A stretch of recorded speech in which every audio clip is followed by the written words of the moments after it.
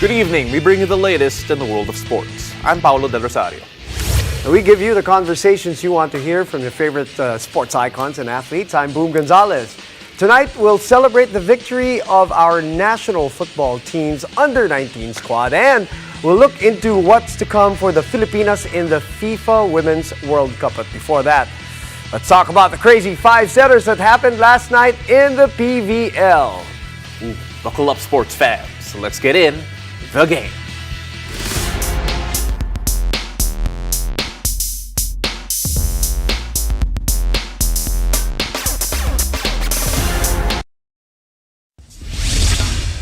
So we ended the first quadruple header of the PVL Invitational Conference with not one, but two heart-stopping matches. F2 Logistics gunned it out until the very end, maybe till the next day na nga, to stay undefeated against the Choco Mucho Flying Titans, while the new and improved Cherry Tigo Crossovers get their first win against the Akari Chargers. And joining us to figure out what happened in those crazy hot matches is volleyball analyst Fiery Mela action! Tunay, ba't ka natawa na sinabi ko hot May hugot talaga tayo dun Hindi sa wala hot. akong hugot. Yun nga yung una kong tanong eh.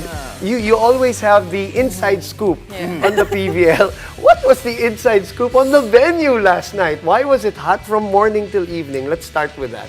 Mainit talaga, yung labanan. Kasi, sorry guys, pagod pa ako. Ginabi talaga tayo sa Philsports dahil mainit nga yung labanan, and I guess it's my first time also getting to watch a game like that na dalawang five-setters. Pero yung pangalawa, na para it's a complete turnaround of things for F2. So, for me, first time kong maka-experience ng ganon, and all thanks to challenges pa, no? So, yeah, mainit. Di sinagot yung tanong ko pa. Oo nga eh. I wanna know! Magaling talaga mag-PR to eh.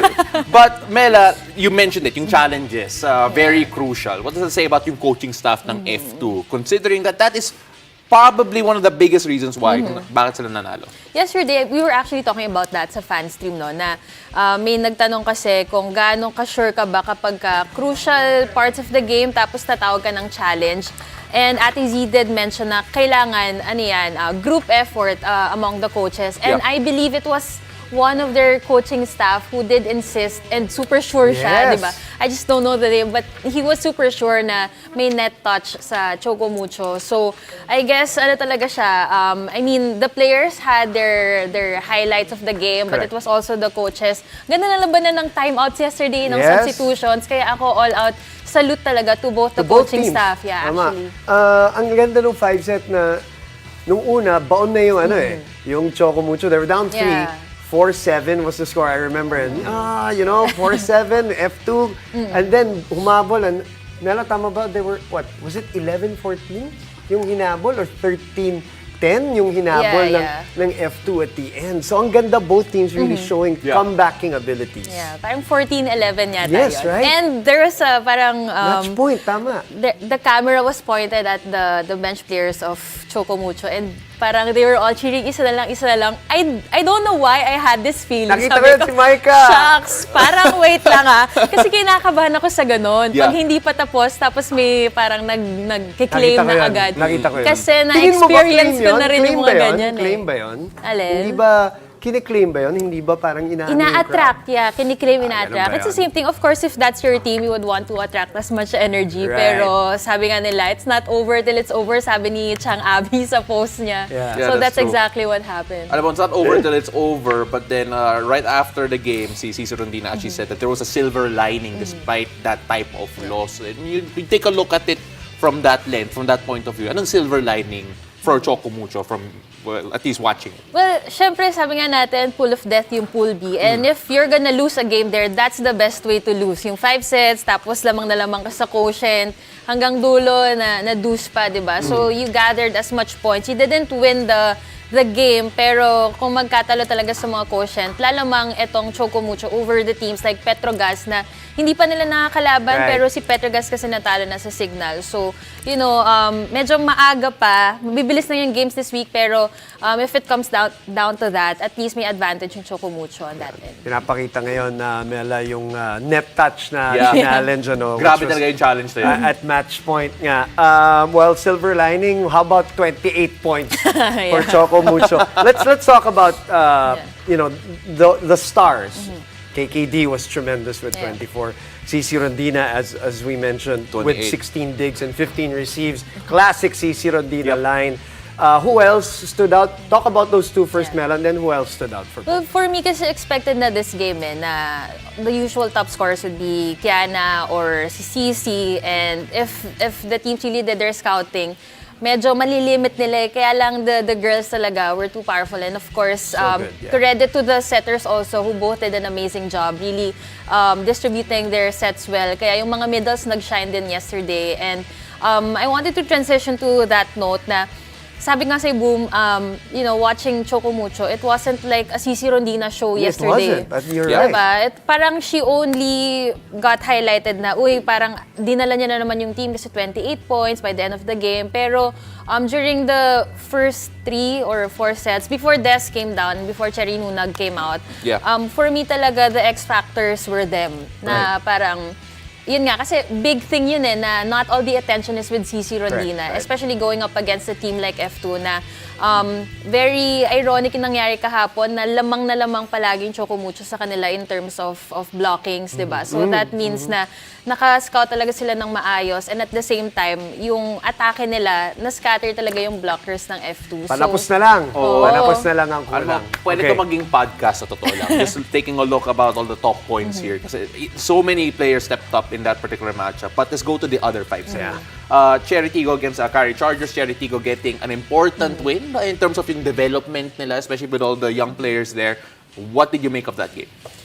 Pagpasok ko kapon sa Prodro, yun yung pinapanood, diba? Sabi ko, oh my gosh, yung Akari, parang mga 5 sets. So, I was really surprised kasi syempre, Charitigo, like we always talk about nga, expected sila na parang, it's just an easy walk in the park, especially loaded nga sila. But yesterday, ironically also, the wingers of Akari scored more points collectively compared to like Paat and the Lauri sisters, diba? So, I guess for me, the X factor in that game talaga was Ponggay, and yun nga yung development nandun to Ponggay personally, diba, sa transition niya into another position, being a middle. Blocker, Siya yung nag-set ng difference for me kasi yun din yung Waterloo nitong Akari like nag-score constant yung kanilang mga wingers pero medyo mababa yung output pa rin ng kanilang middles, and Ponggay scoring 11 points yesterday made the difference for Cherry Tigo. 6 points in that second set also, which was a big deal.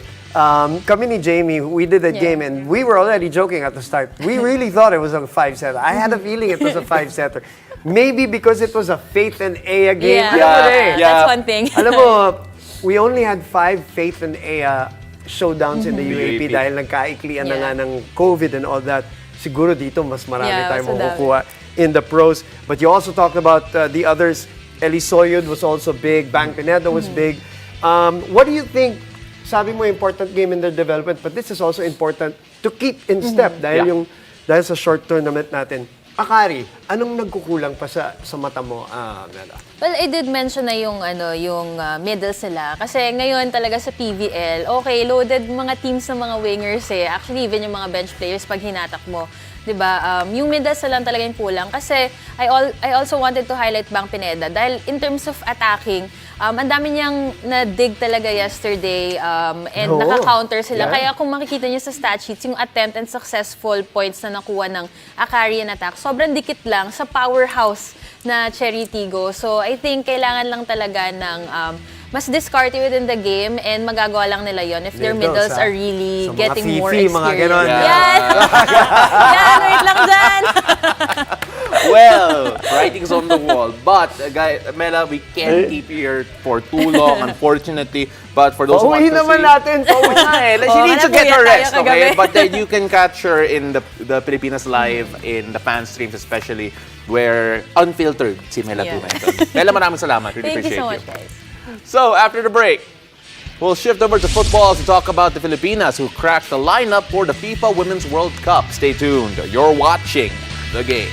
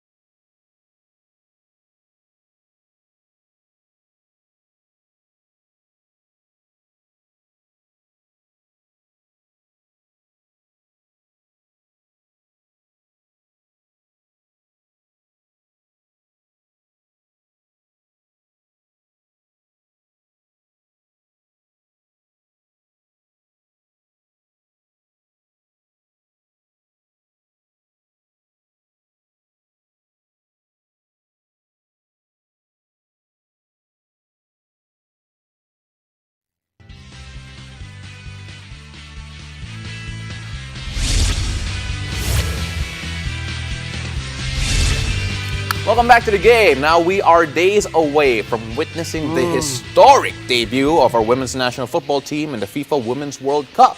Now let's break down the lineup of the Filipinas ahead of their stint in Australia and New Zealand with football analyst and former national team member herself, Mariel Benitez. Cap, Yes. you could still be playing. Good to see you, Cap. Mariel, so we were talking a bit off the air about this roster. And it's always going to be tough to break it down to 23 from yung 29. You take a look at the players who were selected. What can you say about yung grupo na to that will represent us for the first time in the FIFA Women's World Cup? Well, I mean, I think if you are in their position, it has always been competitive within the team. Everyone knew from the start that we qualified that players would come and go throughout the months leading to the competition. And so I think it's just right that the team or the players that were selected are the players that the coaches feel best to represent in the Women's World Cup. You know, I mean, I personally am gutted that Ina Palacios did not make the 23, knowing that from the time she was playing, I was with her in the team, and you know, she really was there through the years. And I mean, this is a realization of that dream a decade ago that that was born. But again, she's still part of the squad. She's in the 26. She's a reserve, and she'll be there in the whole experience. But then again, I mean, the girls who have been selected, it is an opportunity for them to play and represent for the Philippines and experience the Women's World Cup. When the roster came out, Mariel, what were your thoughts in terms of what would the direction or the style of play was going to be that you thought about when it comes to the coaches? So this is probably what they want to do. This is probably what they want to achieve with this kind of roster. Sometimes you can tell from that build-up. I don't know if you can answer that question. Well, this would really just be my opinion. Yeah, your opinion, yeah. I would think that we would have to be very solid on defense. I mean, playing up against Switzerland, who's 26 in the world, Norway, who's 12 in the world, and even New Zealand, who's host. The hosts, right. Yeah, so Switzerland is 20 in the world. So, I mean, you're going up against teams who are very experienced, who are probably physically stronger and taller than the Philippines. So, you need a solid backline to be able to counter or to be able to even move the ball forward. So I think with the selection, there's a lot of how do you say, maybe focus on a solid defense, and then you have a midfield that has been tried and tested where we can really be fast, be quick for counter attacks. You have the likes of Gilyu, Egesvic, Savici, who are experienced. And then you have our goal scorers, Quesada, Bolden. You also have some youngsters who have proven their worth in the tournaments prior to the Women's World Cup. Freeless, Flanagan, a lot of girls there who could make a big difference. So you take a look. Let's do the dangerous thing here. Let's set expectations. Now, when you take a look at, you mentioned yung competition natin. Yes. We're going to be underdogs ranking-wise, no matter what. But we played New Zealand before, and it was actually a close game. Yes. In fact, contentious game, if I do say so myself. You take a look at the competition we have. What can we expect from our Filipinas, and what should the fans expect when we actually make our debut? Well, I think just the other day, New Zealand played against Vietnam and they just won 2-0. So I'm very hopeful that when we play New Zealand, it would be a match for us to win. Switzerland, it's something that we have to really bring our A game to be able to beat Switzerland. Norway might be a bit of an ambitious goal to take the win from that. But I think we are capable of playing them, keeping the goals maybe low against a team like Norway, who's very experienced and who's very physical and has been to the World Cup many times. Yeah. And regardless of results, and I'm not here to talk about moral victories or anything like that, this is where we want to be anyway, right? Yes. This is where we want to enter and then maybe do some damage, whether it's this year or some other years. This is a learning experience. This is us trying to figure out what it takes to be at this level, right? Yes. So those, we have to say that also. And then everything else, we're hopefully going to make history also in this run. Speaking of history, Anika Castañeda, the lone homegrown in the lineup, what can you say about, what is your opinion about that? And is there anything we should be worried about or to celebrate in a situation like that? I think celebrate because obviously to have someone as a homegrown like Annika, we've seen her as a youngster playing here, club football, and then you see her as a part of the rotation of Coach Allen. Yeah. No, so she has proven her worth. She is quiet as a player, but you see her play, and she has scored goals for the Philippines. She's currently playing overseas, so that's good experience for her. And I think even after the Women's World Cup, whether she pursues playing overseas or back home, definitely you can say that she'll be bringing in that kind of influence to other homegrowns that she'll be playing with. Yeah. So I would think that's something to celebrate, and maybe something for the homegrowns to see that that's the quality, that's the kind of competition, the level you have to be part of this Women's World Cup squad. You know, just really quickly here, she's an inspiration to a lot of the homegrown talent we have here. But in general, the Philippines being there, just how inspiring is that to, especially the grassroots, to all the stakeholders here in the Philippines, to see a Philippine team in a World Cup? I mean, it's historical. It's something that I pretty much just dreamed of throughout my playing years, and now it is reality. The young players, it's something that they can now achieve, dream of and say, it's possible to achieve. Right. You know, you don't go into, if you're in the youth national team, you don't go to just participate in a competition. You go to win. You go to really represent the Philippines and win the competition, and you know that it's possible. So it's a huge, it's a huge factor that we actually made it through. We've, the women's team has been making milestones in every tournament. Correct. Yeah. So the challenge now we pose to the younger players is, how do you now sustain that kind of dream, that kind of success? You actually asked a good question because we're gonna ask that very soon. That's a segue. Kaya nag-host talaga yun. Oh, Sanay na sanay. she's all set. We didn't give her a Sanay na script. sanay. Alam na niya. You're not leaving us, Mariel, but great to end that segment with that inspiring message. In the meantime, after the break, we're moving from the present to the future, as she mentioned, of Philippine women's football, as we chat with the under-19 squad back from Indonesia. Stay with us. You're watching The Game.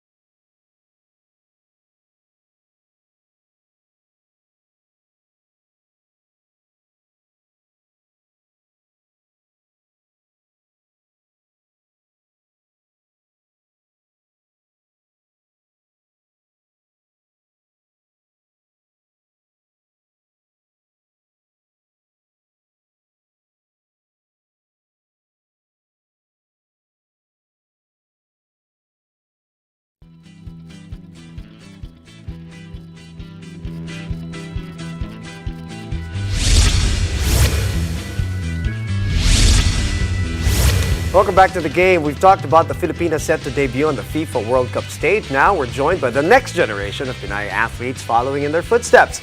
Fresh from their stint at the AFF Under-19 Women's Championship in Indonesia, we're joined by Nick Duran, Jada Bisiero, Marika Chua, along with the youngest teammate, Coach Mariel, still with us to help us out here. Marika, let me start with you. Just tell us about the experience. You know, let's not concentrate on results in a situation and in phases like these, Mariel. Let's talk about the whole experience. How was it for you, and what was your biggest takeaway from it? It was really good. Like, I'd probably say like the biggest takeaway was just like how like other countries, like the neighboring countries play and everything, and like how like you've got to like be How different it is? yeah, like it's like different because like it's like different levels in different countries. So yeah. Jada, you take a look at that experience and being able to represent the country, especially with what the Filipinas are doing right now.